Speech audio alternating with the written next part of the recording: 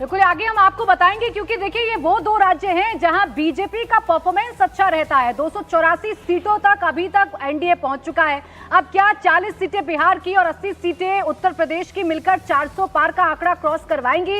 ये देखना अब दिलचस्प होगा, क्योंकि इसके लिए 116 सीटों की जरूरत फिलहाल एनडीए को है। 120 सीटों का ओपिनियन पोल अभी बचा हुआ है, यानी 400 सीटें अभी भी हो सकती हैं। क्या ये हो पाएगा? क्या यूपी और बिहार पूरी तरह मोदी के साथ हैं? क्या अखिलेश यादव और तेजस्वी यादव राहुल गांधी के साथ मिलकर नरेंद्र मोदी को 400 तक पहुंचने से रोक तो आप कह रही हैं कि हमें सर्वे 120 सीटों का दिखाना है, मतलब 80 यूपी की और 40 बिहार की, और 400 अगर एनडीए पहुंचना है तो इस 120 में से मोदी को चाहिए 116, मतलब 98-99% स्ट्राइक रेट। क्या ये मुमकिन हो पाएगा? अब देखिए, ये चुनौती तो बहुत बड़ी है, लेकिन इन दोनों राज्यों में भारतीय जनता पार्टी का स्वीप था पिछली बार।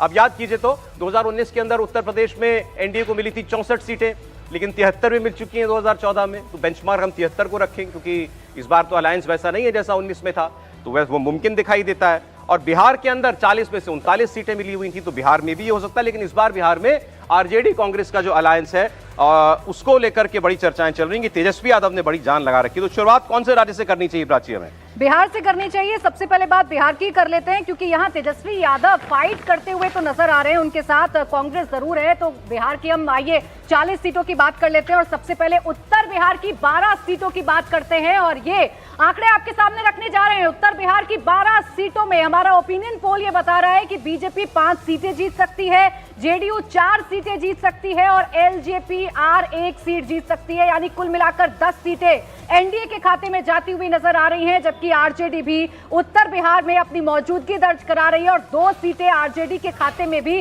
जा सकती हैं। सौरभ जी बिल्कुल, तो उत्तर बिहार की 12 में से 10 सीटें एनडीए को जाती हुई दिखाई दे रही हैं, और इसमें सारे अलायंस पार्टनर शामिल हैं। बीजेपी 5, जेडीयू 4, एलजेपी रामविलास को 1 सीट, और दूसरी ओर अगर आप इंडिया गठबंधन की बात करेंगे तो आरजेडी को 2 और कांग्रेस को उत्तर बिहार में कोई सीट मिलती हुई नहीं दिखाई दे रही। हमारे पैनलिस्ट में से 2 तो कम से कम बिहार के हैं, भावेश और प्रोफेसर साहब, तो बिहार को अच्छे जानते हैं। उत्तर बिहार सर, 12 में से 10 एनडीए।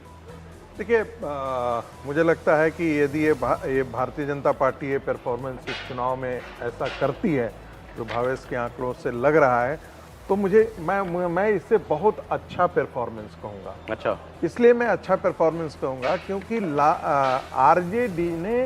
आरजेडी जो है अपनी जो उसकी धमक जो है बिहार की राजनीति में, खास करके उत्तर भारत में, उसको बढ़ा है।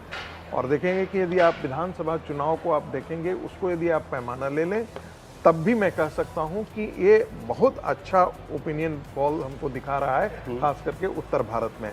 ऐसे यदि मानते हैं तो मैं ऐसा मानता हूं कि जिस प्रकार से नरेंद्र मोदी, अमित शाह और योगी जी का बिहार का दौरा हो रहा है, आप ये मानिए कि कोई सामान्यतः ऐसा होता था कि एक डिवीजन में प्रधानमंत्री की एक सभाएं हुआ करती थी।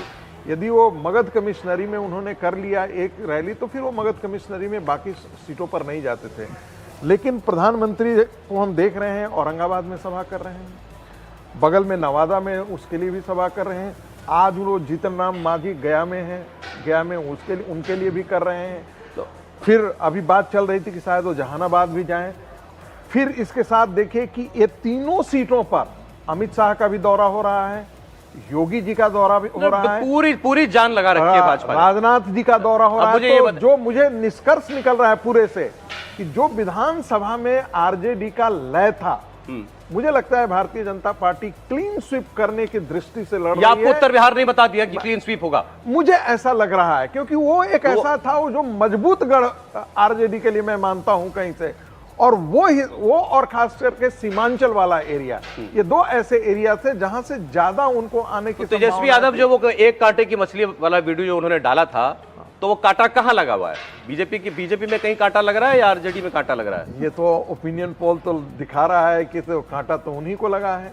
कल एक कांग्रेस पार्टी के प्रवक्ता थे, वो बड़े नाराज हो गए। मैंने कहा, कांग्रेस पार्टी के कह रहे थे कि वो भारतीय जनता पार्टी से बेहतर परफॉर्मेंस कांग्रेस पार्टी करेगी। मैंने कह दिया, मेरे मुंह से निकल गया, हालां बोलना नहीं चाहिए था, कि कांग्रेस एक जिंदा लाश की तरह बिहार की राजनीति में है।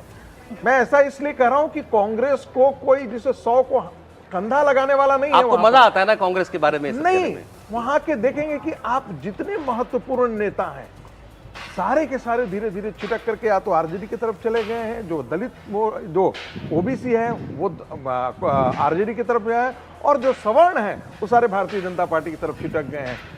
अकेला एक वहां उनके अध्यक्ष बचे रह गए हैं, बाकी कोई एक बड़ा भी नेता जो है बिहार की राजनीति में कांग्रेस पार्टी के पास बच नहीं गया। एक भावेश जरा नॉर्थ बिहार को हमारे लिए समझा दें, 12 में से 10 एनडीए बता रहे हैं आप।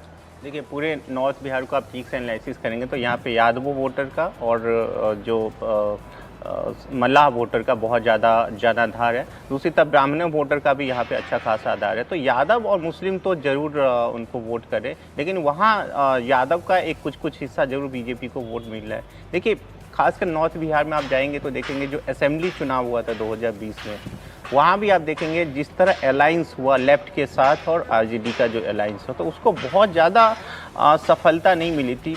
दिल्ली की गलियों में बहुत ओवररेटेड एनालिसिस होता है 2020 के चुनाव में आरजेडी का। आप खुद बताइए। आरजेडी ओवररेटेड है बोल रहे हैं आप? एग्जैक्टली, मैं आपको एग्जांपल देता हूँ। 2015 में आरजेडी 100 सीटों पे चुनाव लड़ी थी, 81 सीट जीती थी। 2020 में 150 सीटों पे चुनाव लड़ी थी, 77 सीट जीती थी। तो कैसे जीत गई आरजेडी? आप खुद ही बताइए, मुझे एनालिसिस करके बताइए। उसका ओवररेटेड इसीलिए किया गया था क्योंकि अलग चुनाव लड़ी थी, ठीक है, अच्छा परफॉर्म था, लेकिन ये तो नहीं था ना कि उन्होंने बहुत अच्छा परफॉर्म किया था। तो कहने का मतलब ये हुआ कि आरजेडी उन सीटों पे अपने लिए संभावना थोड़ा बहुत निकाल जरूर से जहाँ पे बीजेपी नहीं है या बीजेपी का सपोर्ट जो एनडीए अलायंस को नहीं मिला है, लेकिन उन सीटों पे जहाँ पे बीजेपी का अपना दबदबा है, जेडीयू का भी अच्छा खासा जनाधार है, उन सीटों पे आरजेडी का कहीं भी कोई नहीं है। इसलिए जो नॉर्थ बिहार की जब हम विधानसभा में भी एनालिसिस करेंगे तो देखेंगे पूरे नॉर्थ बिहार में बीजेपी और जेडीयू ने बहुत अच्छा सीटें नॉर्थ बिहार से नहीं मिल पा रही है भारतीय जनता पार्टी को, वैशाली और सिवान की हैं अगर मैं गलत नहीं। और सिवान को पिछली बार आपने दिखाया था कि बीजेपी के खाते में सीट जा सकती है, तो क्या बदला इतने दौर में? उसके दो वजह थी। एक तो जो जेडीयू का जो कैंडिडेट था उसके खिलाफ बहुत ज़्यादा क्यूरियोसिटी नहीं है ग्राउंड पे। दूसरी तरह लग रहा था कि जो हीना साहब है जो उनको एमआईएम का समर्थन होगा और वो चुनाव लड़ेगी तो एक मुस्लिम, बिल्कुल, तो उनको एक मुस्लिम वोट में डिवीजन होगा जिसके वजह से शायद बीजेपी जो जेडीयू वो सीट निकाल ले। लेकिन इस बार वो होता हुआ दिख नहीं रहा है।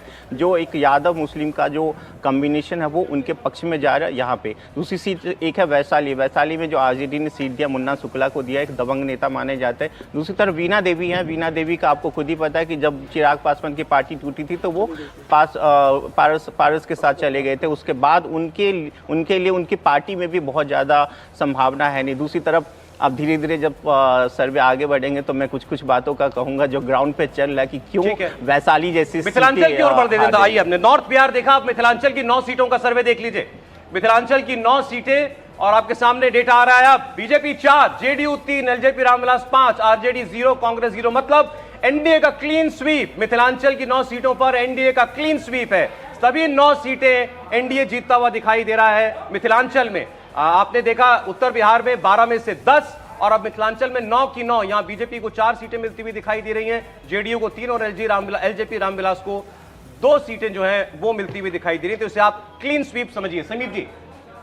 मुझे लगता है बिहार के अंदर 2019 के अंदर जो परिणाम रहा था कि 40 में से 39 सीटें भारतीय जनता पार्टी और नीतीश कुमार ने जीती थी, मुझे लग रहा है होगा। अभी तेजस्वी यादव की बात हो रही थी कि कांटे की, मुझे लग रहा है भारतीय जनता पार्टी की राह में एक बड़ा रोड़ा था। नीतीश कुमार जब वो लालू प्रसाद यादव के साथ थे, आरजेडी के साथ थे, भारतीय जनता पार्टी ने अपनी राह का वो रोड़ा हटा के अपने पास लेकर आ गया। और जिस दिन नीतीश कुमार भारतीय जनता पार्टी के साथ लौट आए थे बिहार के अंदर, तभी यह तय हो गया था कि बिहार में वापस जो चुनाव परिणाम 2024 का आने वाला है वह 2019 के ही आसपास होगा। एक सीट जरूर कांग्रेस को मिली थी, किशनगंज की सीट मिली थी। इस बार मुझे लग रहा है 40 की 40 सीटें भारतीय जनता पार्टी जीतने वाली है। जिस तरीके से तेजस्वी 2 सीट तो ऑलरेडी जीत गई अभी मुझे लग रहा है कि अभी मुझे लगता है समय है। अभी प्रधानमंत्री मोदी की रैलियां होने वाली है। भारतीय जनता पार्टी का पूरा फोकस है। और आज तो कल प्रधानमंत्री मोदी ने कहा है कि लालू प्रसाद यादव का 2 दिन है बिहार की राजनीति के अंदर, एक तो जंगल राज है और एक भ्रष्टाचार है। तो इसमें तीसरी बात भी मैं जोड़ देता हूं कि एक परिवारवाद भी उनकी बिहार की राजनीति के अंदर देने कह रहे थे भावेश की आरजेडी ओवररेटेड पार्टी है। आप मानते हैं? नहीं, मुझे नहीं लगता। आरजेडी वहां पर अपने का प्रेजेंस रखते हैं, इसमें कोई दो राय नहीं है। सबसे बड़ी पार्टी विधानसभा में बन के उभरी है। और तेजस्वी यादव, जब लालू प्रसाद यादव जेल के अंदर है, जब ये लग रहा था कि तेजस्वी पार्टी को संभाल नहीं पाएंगे और पार्टी में बड़ी टूट होगी और लोग जेडीयू में या नीतीश कुमार भारतीय जनता पार्टी के साथ चले जाएंगे, मुझे लग रहा है तेजस्वी कुमार ने बहुत बेहतर तरीके से पार्टी को संभाला।